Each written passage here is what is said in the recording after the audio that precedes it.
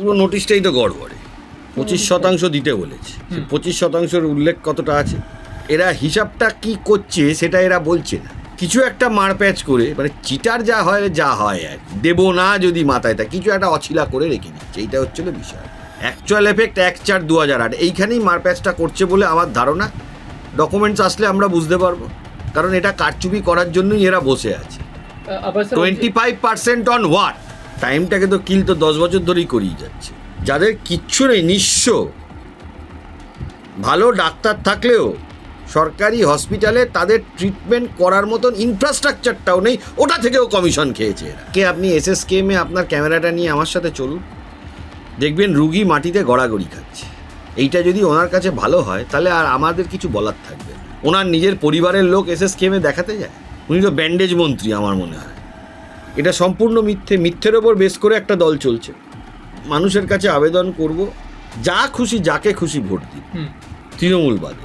Sir, নবান্নের তরফ থেকে ডিএ ইস্যু নিয়ে আরও একটা নতুন নোটিশ জারি করা হয়েছে। এই নোটিশেও কি কোনো ধোঁয়াশা, কোনো গড়বড় আপনি খেয়াল করতে পারলেন?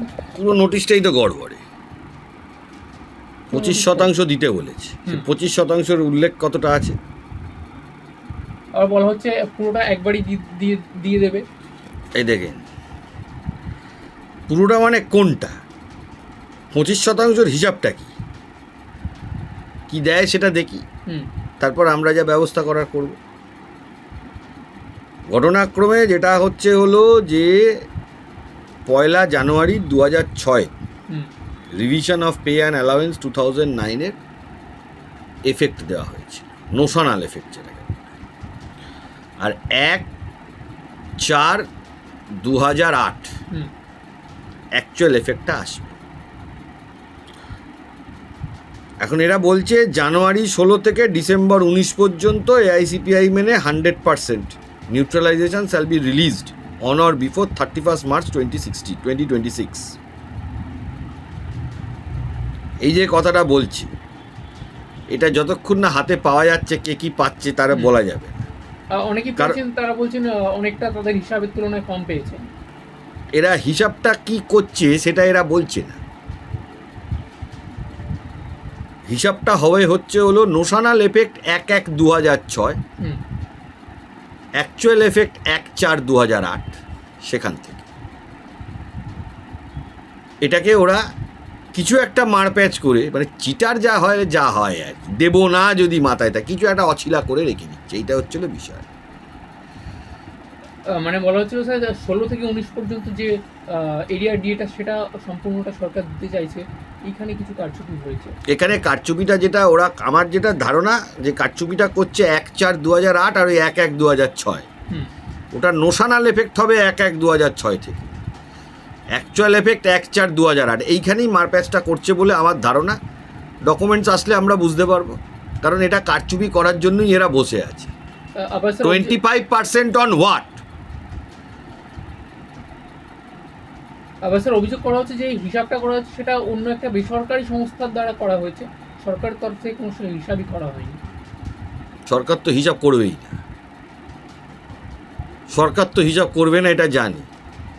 এখন সুপ্রিম কোর্টের রায়ে তো গেলে এই যে কন্টেম্প উঠলে কিছু তো বলতে হবে, তাই জন্য একটা মানে ওই বলতে পারেন একটা যুক্তি সাজিয়ে রাখছে।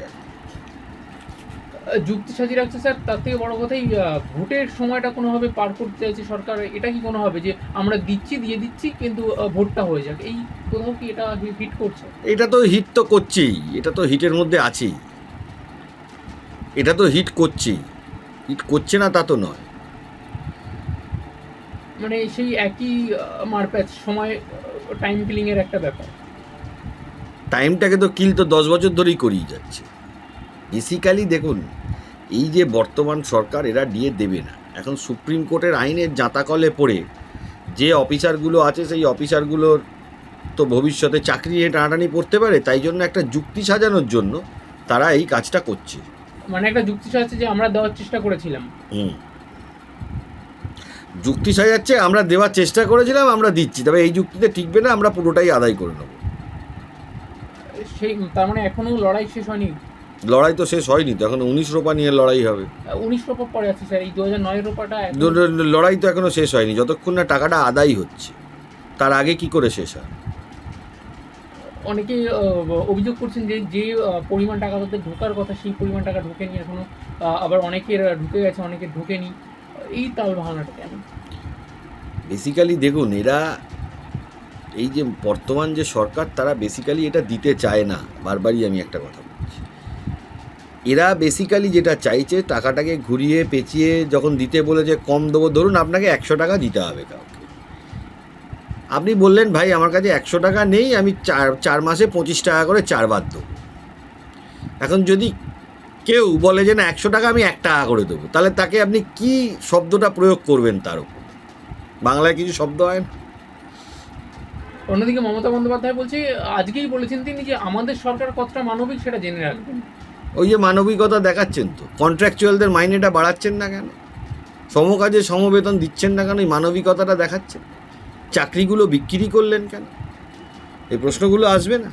চাকরি বিক্রি বললেন মমতা বন্দ্যোপাধ্যায় আজকে তার নির্বাচনী প্রচারে বহু কিছু বললেন, যে আমরা এটা করেছি, স্বাস্থ্যসাথী করেছি, যুবসাথী করেছি, খাদ্য প্রকল্পের বিভিন্ন কাজ করেছি, কোনো কিছুই বাকি নেই।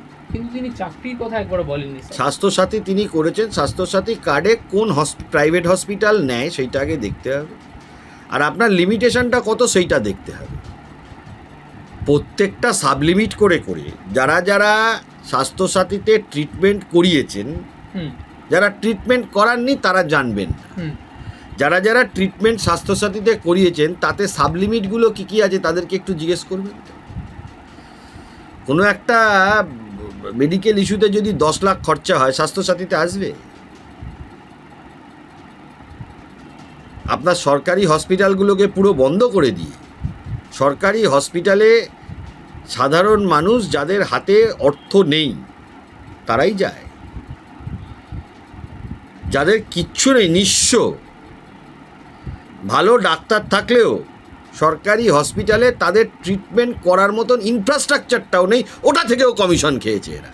মমতা বন্দ্যোপাধ্যায় তো বলছেন যে আজকে স্বাস্থ্য ব্যবস্থার তিনি প্রশংসা করেছেন পশ্চিমবঙ্গের সঙ্গে, স্বাস্থ্য ব্যবস্থার প্রশংসা করতে গিয়ে তিনি এসএসকেএমকে টেনে নিয়ে এসেছেন উদাহরণস্বরূপ, যে কত ভালো চিকিৎসা ব্যবস্থা পশ্চিমবঙ্গে। কালকে আপনি এসএসকেএমে আপনার ক্যামেরাটা নিয়ে আমার সাথে চলুন, দেখবেন রুগী মাটিতে গড়াগড়ি খাচ্ছে। এইটা যদি ওনার কাছে ভালো হয় তাহলে আর আমাদের কিছু বলার থাকবে না। তিনি তো আরও বলছেন যে আমি কথা দিলে কথা রাখি। ওই যে বললাম তো, এসএসকেএম হসপিটালটাতে চলুন না। এসএসকেএম হসপিটালের ভেতরে যখন আপনি রুগীদের সঙ্গে কথা বলবেন কি হয়ে আছে, আপনি এখন রাতেবেলায় চলুন না। স্বাস্থ্য শিক্ষা ব্যবস্থা বলে পশ্চিমবাংলায় কিছু নেই। এটা এখন যদি কেউ বাইরে দাঁড়িয়ে বলে, এসএসকেএম এর বাইরে তিনি যদি এখন ভবানীপুর থেকে বলেন, তার আচ্ছা আমার একটা প্রশ্ন, ওনার নিজের পরিবারের লোক এসএসকেএমে দেখাতে যায়? উনি তো ব্যান্ডেজ মন্ত্রী আমার মনে হয়। ভোটের আগে যদি পায়ে চোট লাগে তিনি যান এসএসকেএমে ভর্তি হতে। এই হলো এসএসকেএমের কন্ডিশন। ওনার পরিবারের লোক ওনারা নিজেরা এসএসকেএমে ট্রিটমেন্ট করান। ভালো ডাক্তার থাকলে সেও ট্রিটমেন্ট করতে পারে না, ইনফ্রাস্ট্রাকচারটাই তো নেই। হসপিটালে, গভর্নমেন্ট হসপিটালে বেড খেতে গেলে দালালকে পয়সা দিতে হয়, এটা এর নিয়ম হয়ে গেছে পশ্চিমবঙ্গে। আবার অন্যদিকে মমতা বন্দ্যোপাধ্যায় বলছেন ছলনার আশ্রয় নেওয়া পাপ, আমি ছলনার আশ্রয় নিই না। তো চাকরিগুলো বিক্রি করেছেন, ওটা কিসের আশ্রয় নিয়েছিলেন? ওটা কনসালটেন্সির আশ্রয় নিয়েছিল, লিপস অ্যান্ড বাউন্স কোম্পানি। ডিএর ক্ষেত্রে তো ছলনাটা উঠে আসছে স্যার। পশ্চিমবাংলায় প্রত্যেকটা জিনিসের ওপরে ছলনা করেছেন মুখ্যমন্ত্রী, প্রত্যেকটা মানুষের ওপর তিনি ছলনা করেছেন। এমনকি আমি বলবো যারা তৃণমূল করেন বা তৃণমূল কর্মী তাদের উপরও তিনি ছলনা করেছেন। তৃণমূল কর্মীদের সঙ্গে, প্রত্যেকের সঙ্গে, যারা এই যে ধরুন ডিএ, তারা তৃণমূল কর্মচারী ফেডারেশন নেই? সারদা যে চুরি গেছে তাতে তৃণমূলের লোকের টাকা যায়নি?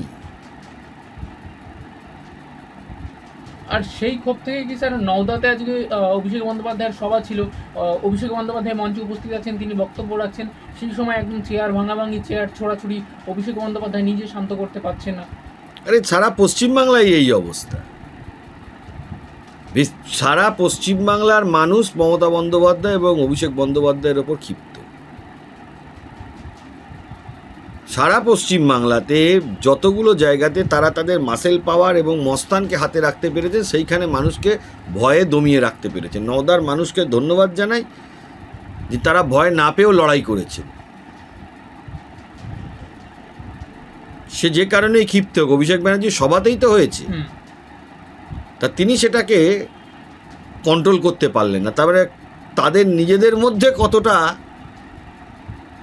রাগ প্রকাশ করছেন যারা তৃণমূল কর্মী, সেটা এটা প্রকাশ্যে আসলো। সময় কি এসেছে স্যার পশ্চিমবঙ্গের সমস্ত জনগণকে এইরকম নওদার মতো একটা উদাহরণ সৃষ্টি করার? দেখুন, আমি মানুষের কাছে আবেদন করব, যা খুশি যাকে খুশি ভোট দিন, হুম। তৃণমূল বাদে, এইটাই আবেদন করব। মানে একদিকে টিএমসি যখন চালাচ্ছে নো ভোট টু বিজেপি, তখন আপনি বলছেন নো ভোট টু টিএমসি। তৃণমূলকে ভোট দেওয়া উচিত না। তৃণমূলকে ভোট দিলে যেটা হবে সেটা হলো যে এই পরিবার তন্ত্র, তারপরে ধরুন তৃণমূল কোম্পানি, এরা রোজগার করার সুযোগ পেয়ে যাবে,